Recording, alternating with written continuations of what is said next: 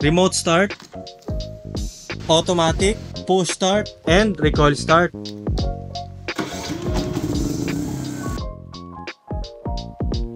Ito nga pala mga ka-Best Buys yung ating Philking 7500i inverter, silent type, fully automatic, dual fuel, gasoline inverter generator. So ipapadala natin ito mga ka-Best Buys kay Sir Regil Tix Hamindang dyan sa Iloilo City. Ang paggagamitan po nito, mobile cafe na medyo high-end. Sa generator pa lang, napaka-premium na kaagad na napili ni Sir Regil. Ang presyo po ng ating generator na to, 85,000 unit plus ATS. At dahil hindi po niya kailangan ng ATS sa mobile cart, kaya naman unit only sa halagang 75,000 pesos.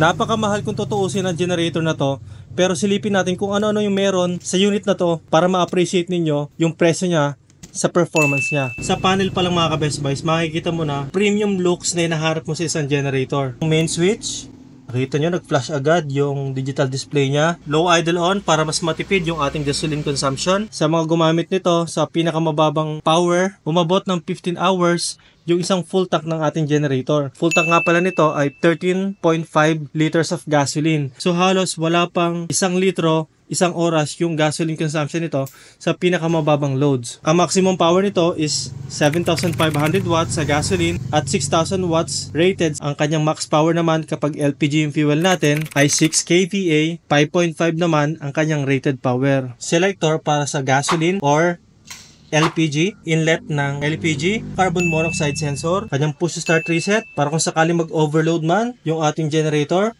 exceeding sa kanyang rated power, magti-trip yung ating generator at pipindutin na natin yung reset. DC 12 volt para sa 12 volt requirement ninyo, pwede mag-charge ng baterya. DC breaker para dito, ATS output 220 volt 30 amperes.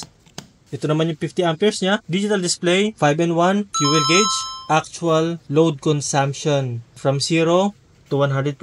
USB 2.1 ampere, 1 ampere. Parallel connectors mga ka-Best Buys. Yung ating generator na to ay 6 kilowatt rated power. Kung i-pair natin siya sa isa pang 7500i, makakapag-produce tayo ng 12 kVA rated output pag pinagsama natin yung dalawang PK75i. Grabe, ang lakas nun ha. Sa testing, hindi namin na-met yung overloading status nitong generator na to. How much more kung dalawa pa nito, which is 12 kilowatt. Kaya naman napakalakas. So first thing to do, pagdating ninyo, dapat may gasolina. Lalagyan natin ng oil dito sa loob.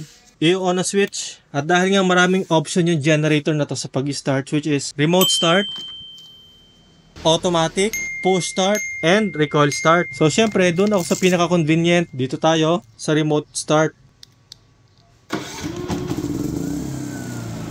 Ayan o.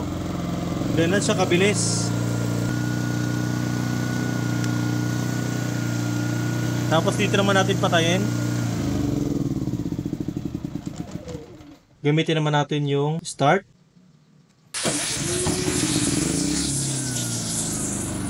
Okay. Yung power output na.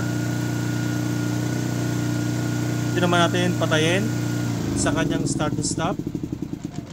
Recoil start. Gagamitin lang natin yan kapag wala tayong baterya. So, napaka-alwa lang din namang hilahin ito mga ka-Best Buys. Okay na sir, perfectly working na yung ating generator. Maraming salamat!